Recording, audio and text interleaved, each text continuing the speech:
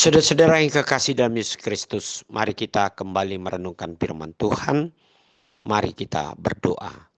Bapa di sorga, kami mau Tuhan menyapa hidup kami saat ini melalui firman-Mu. Bila roh Tuhan bekerja dalam hati pikiran kami, sehingga firman ini sungguh-sungguh memberikan arti di dalam kehidupan kami sehari-hari. Dalam nama Yesus Kristus kami berdoa. Amin. Firman Tuhan untuk hari ini Rabu 6 November 2024 tertulis di dalam Yohanes 16 ayat 28. Aku datang dari Bapa dan aku datang ke dalam dunia. Aku meninggalkan dunia pula dan pergi kepada Bapa. Saudara-saudara yang kekasih dalam Yesus Kristus, nats renungan hari ini merupakan suatu kisah yang menjelaskan tentang kesatuan Allah dengan Yesus Kristus, di mana umat percaya dipanggil ke dalam kesatuan itu juga.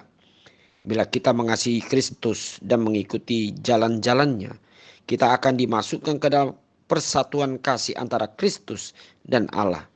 Dan dalam dinamika kasih itu pula Tuhan Yesus mengingatkan kita akan asal dan tujuan hidup kita, yaitu adalah Allah. Dalam aneka kesibukan dan penggulatan hidup di dunia ini, orang bisa saja kurang menyadari hidupnya sebagai pernyataan kasih Allah. Memang daya tarik dunia bisa membuat siapa saja lupa bahwa hidupnya tidak berhenti dan berakhir di dunia ini saja. Oleh karena itu saat ini kita disadarkan bahwa kita dipanggil bukan untuk hidup di dunia ini dan melekat pada dunia yang fana ini. Panggilan hidup kita adalah hidup bagi kerajaan Allah dan melekat pada Dia, Sang Alfa dan Omega di kehidupan kita. Sama seperti Yesus Kristus yang datang dari Bapa, hadir dalam dunia dan kembali kepada Bapa, demikian juga hidup kita orang-orang percaya. Kita datang dari Bapa, hadir dalam kehidupan.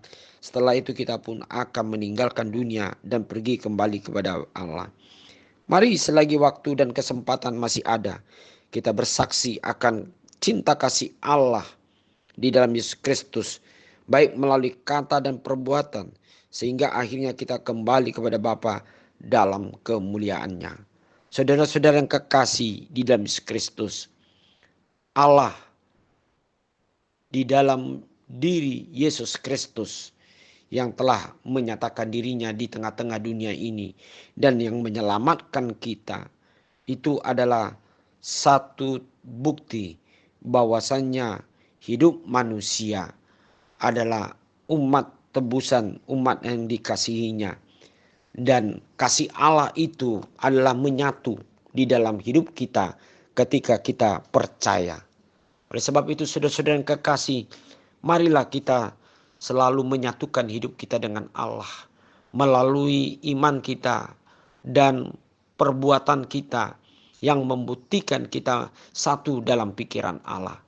Hanya anak-anak dunia atau anak-anak kegelapan yang memberikan dirinya bukan kepada pikiran Allah atau apa yang diajarkan Tuhan dalam hidupnya, tetapi dia mendengarkan suara-suara kegelapan atau iblis, setan yang senantiasa mengajarkan hidup manusia untuk melakukan yang tidak berkenan kepada Tuhan, yang menjadikan hidup manusia hidup tanpa batas yang sudah ditentukan Allah dalam hidupnya. Tetapi dalam hal inilah hidup yang menyatu atau yang menjadi satu bagian atau satu pohon dengan Tuhan Yesus, seperti batang dengan ranting. Itulah menunjukkan bahwa kehidupan kita sudah hidup di dalam Tuhan. Nah, saudara-saudara, apakah hidup kita masih di luar Tuhan? Apa yang membuktikan kita sudah menyatu dalam Tuhan?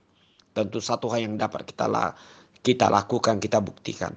Kita tetap percaya dan kita dapat melakukan segala sesuatu hanya mengandalkan kekuatan Tuhan.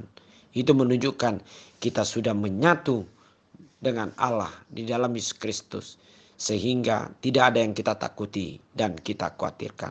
Sebab Allah kita sudah sungguh-sungguh memberikan hidupnya untuk kita, kita pun hidup untuk Allah. Amin. Mari kita berdoa. Terima kasih Bapa di sorga, sebagaimana Engkau adalah Allah yang menyatu dengan Yesus Kristus. Demikian Yesus telah menyatu di dalam keselamatan yang Dia berikan di dalam hidup kami. Biarlah kami menyatu di dalam Tuhan untuk melakukan dan percaya di dalam setiap perjalanan hidup kami.